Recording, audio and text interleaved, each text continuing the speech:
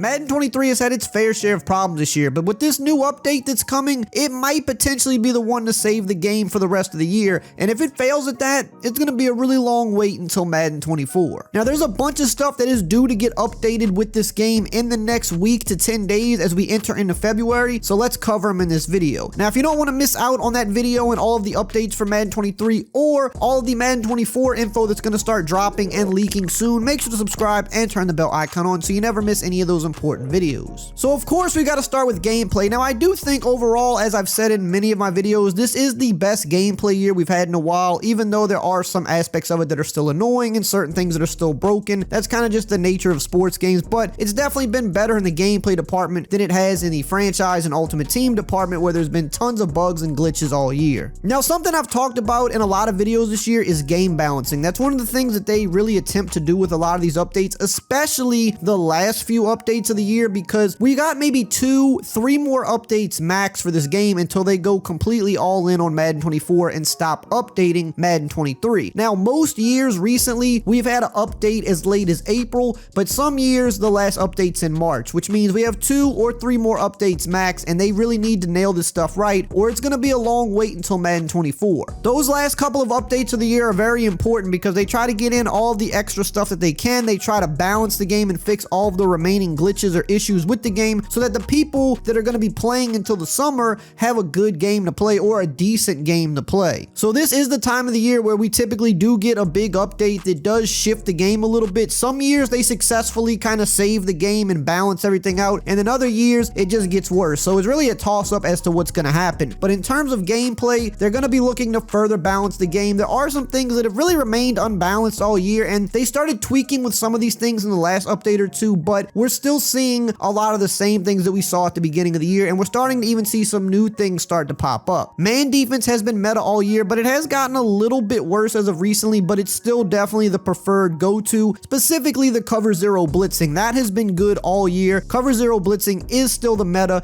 You've still got the dollar style defenses with the cornerbacks blitzing, but now you have a lot more of the loop defenses kind of coming back in a different way, and these have been around for about 2 months almost now, where you've got guys that are looping around from the defensive end position, and it's just causing a lot of issues with the game. We know the offensive line has been pretty bad this year, and they've tried to make it better, but have kind of failed mostly, but this is one of the things they're going to be looking to kind of patch up as the rest of the year carries on, because you don't want to have the next 5 months of the game just dealing with looping defensive ends and all these disengaged block shed kind of glitchy blitz setups that are dominating the game right now. There's also some other new glitches that are a little bit under the radar, but I do expect them to take off soon. There's a new pancake blocking glitch where if you run the ball and you do something a certain way, you can pancake all of the defensive line. And while the run game has started to make more of a comeback later in the year, we're seeing more people running the ball now. With this glitch paired with it, it can become a big problem. And right now it's not really widespread yet, but I expect it to kind of get there pretty soon. So those are all things they should be looking to fix with this next update, as well as further balancing the game so that the next few months aren't too annoying. Now we're going to continue and talk about the X Factors and Superstars, franchise mode, equipment, and more, but really quickly, here's a word from today's video sponsor. Today's video is sponsored by STG Football. Super Team Games is building the next generation football game, which is focused on real-time multiplayer action. The game is free to play with non-stop arcade action, similar to games like NFL Blitz or NBA Jam. Another really cool thing about this game is that it's officially licensed by the NFL Players Association, so you can collect and play with players like Josh Allen, Aaron Donald, Travis Kelce, Devontae Adams,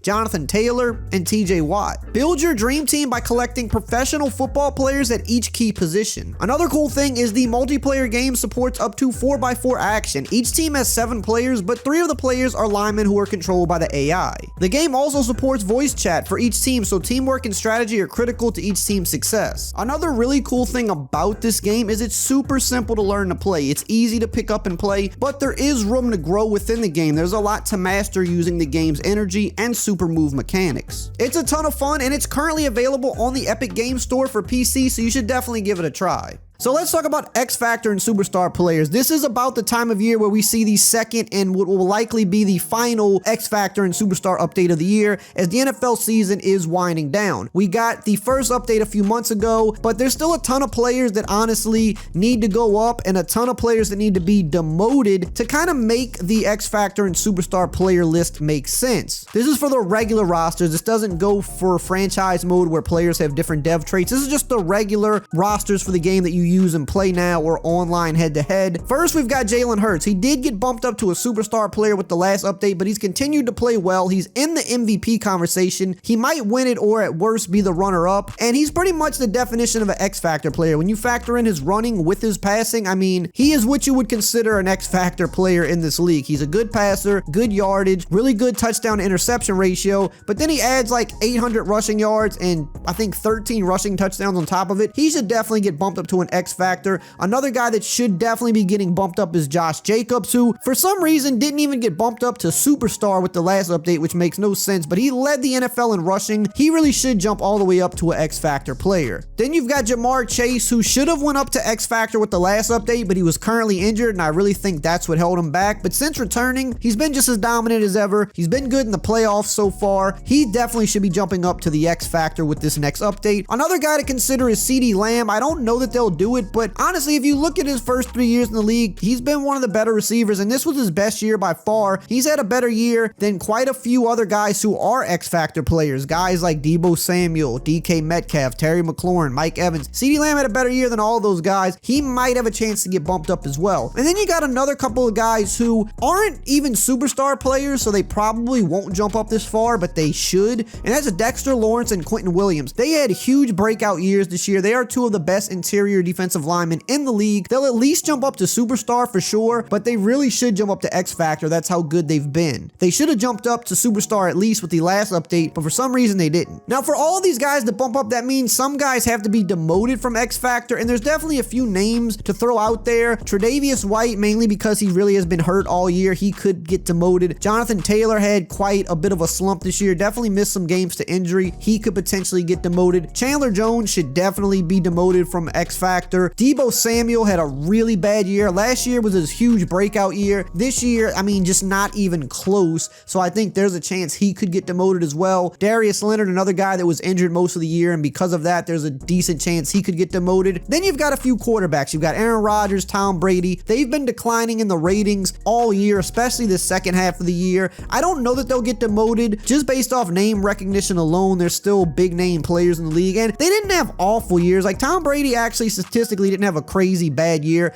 Aaron Rodgers was definitely one of the worst years of his career. It wasn't a horrible year, but for his standards, it wasn't really that good. So there's a chance they could get demoted, and Dak Prescott's another one, just an up and down guy all year, ending the year on a really bad note in that playoff game. There's a chance he might get demoted. Had a lot of interceptions this year. Not saying they will, but these are just some names that have potential to drop back down to Superstar. Then when you talk about Superstar players, there's a ton of guys that need to go up here, and it's mostly always going to be young guys that are breaking out or rookies. Trevor Lawrence absolutely at this point needs to at least be a Superstar player. He's kind of proven just how good he is. His teammate Christian Kirk also should be a Superstar player. He's had a better year than a lot of receivers, and he hasn't been bumped up yet. Devontae Smith, another one, second-year guy, should definitely be a Superstar player. Had a really, really good year. Thought he should have been bumped up at the last update, honestly. Another name I'm throwing out there is Brandon Ayuk. He had a really good year, kind of quietly. He was the best receiver on the team this year. Way better numbers than Deebo Samuel at the receiver position. Think he might have a chance to bump up. Trey Hendrickson, another guy that should have been bumped up a long time ago. When you look at his last 3 years, he had 13.5 sacks, then 14 sacks. This year down to 8, but still, when you look at his body of work over the last few years, he's been one of the best pass rushers in the league, at least in terms of getting to the QB, and he's not even a Superstar player. That's kind of weird. Justin Simmons, another guy that has never been a Superstar player, which is weird. He's one of the best safeties in the league.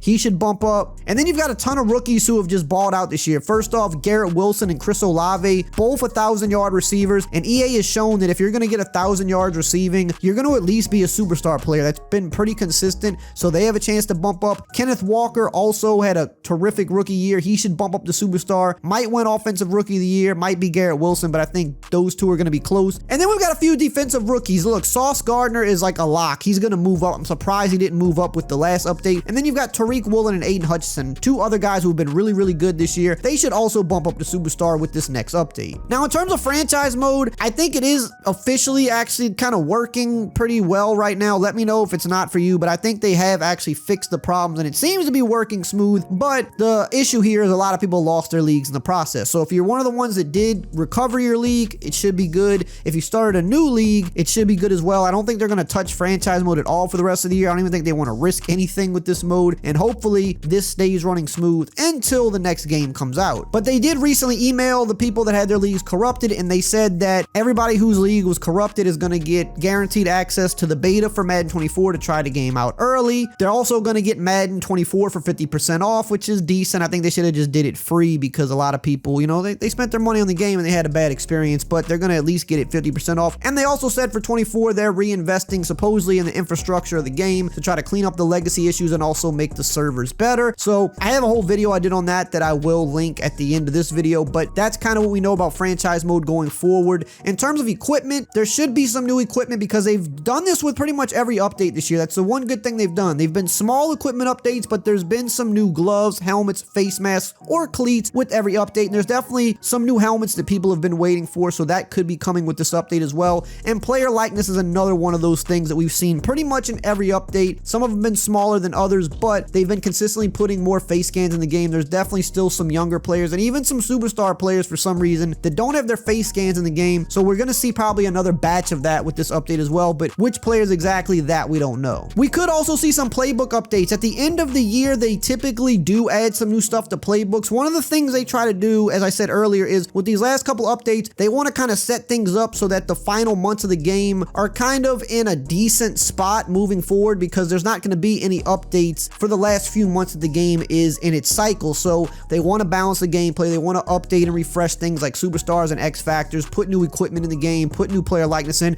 but also playbooks, because that definitely affects gameplay when you can have some new things for people to try out, new offenses, new defenses, just new things to try to experiment with or use in the game so that the game doesn't get too stale during those last few months with no updates. So playbook stuff is something else we could potentially be seeing as well. Now, if you want to know more about what we've heard so far as it regards to Madden 24, make sure to check out this video right here on the screen.